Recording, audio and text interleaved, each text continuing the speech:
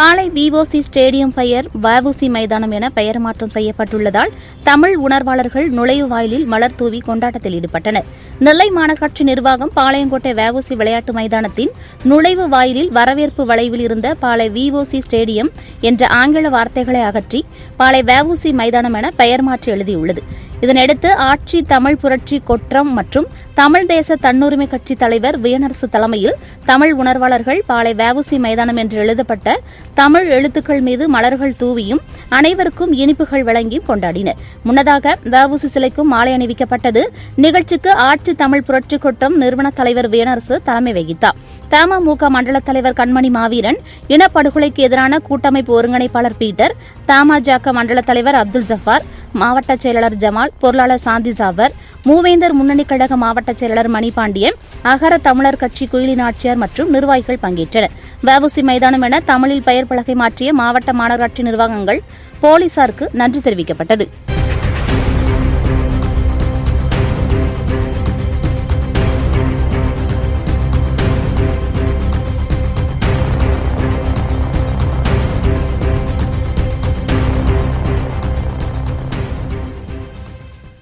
நம்முடைய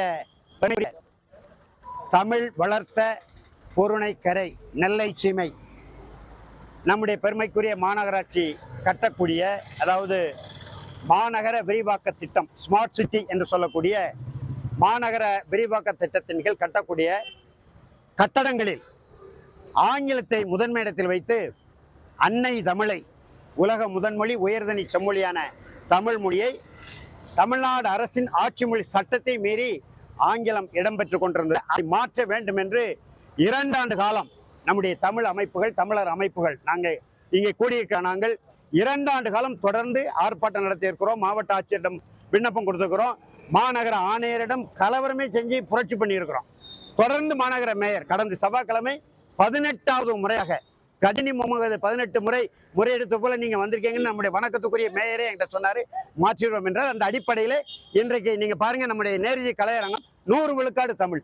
அதே போல இந்த பாளை பேருந்து நிலையத்தில் தான் தொடங்கணும். அதுக்கு தம்பக்கம் இருக்கக்கூடிய வணிக வளாகம், வாகன காப்பகம் 100 விழுக்காடு தமிழ். திருநெல்வேலி சந்திப்பு பேருந்து நிலையம் 95 விழுக்காடு தமிழ். எங்களுடைய முயற்சினால இந்த இன்றைக்கு தமிழ், அன்னை தமிழ் உயர்ந்த இடத்துக்கு பெறுகிறாங்க. அதற்காக மாநகராட்சி நிர்வாகத்திற்கும் நம்முடைய வணக்கத்திற்கும் மேயர், துணை மேயர், ஆணையர், மாநகர காவல்துறையினர் என்னென்றெல்லாம் அவர்களும் ஒரு பதிவு செய்து புகார் அனுப்புறாங்க, அதாவது ரிப்போர்ட் அனுப்புறாங்க. காவல்துறையினருக்கு எங்களுடைய அன்பான நெஞ்சம் நிறைந்த நற்றமிழ் உணர்வோடு நன்றியையும் பாராட்டுகளையும் தெரிவித்துக் கொண்டு, வணிக நிறுவனங்கள் அரசாணை இருக்கு, 4 அரசாணைகள் இருக்கு. ஆட்சி மொழி சட்டம் 1956 படி வணிக நிறுவனங்கள், தொழில் நிறுவனங்கள் ஒரு அடி தமிழ் எழுத்து இருந்தா 8 அங்குலத்துல ஆங்கிலம் வைத்துக் கொள்ளலாம், 4 அங்குலத்துல அவங்க விரும்புற எந்த மொழி வேணாலும் வைத்துக் கொள்ளலாம். அதுக்கெல்லாம் உரிமை கொடுத்திருக்கிறோம். அரசாணைகள் 4 இருக்கு. 2017ஆம் ஆண்டு மாண்புமிகு உயர்நீதிமன்ற மதுரை கிளையின் நீதி பேராணையை நாங்கள் வாங்கி வச்சிருக்கிறோம். அதை உடனடியாக தொழிலாளர் நலத்துறையும் தமிழ் வளர்ச்சித்துறையும் மாநகர நிர்வாகம் கடைபிடிக்க வேண்டும். இப்பொழுது மாநகராட்சியிலிருந்து நம்முடைய வணிக வளாகம் கட்டியிருக்காங்க.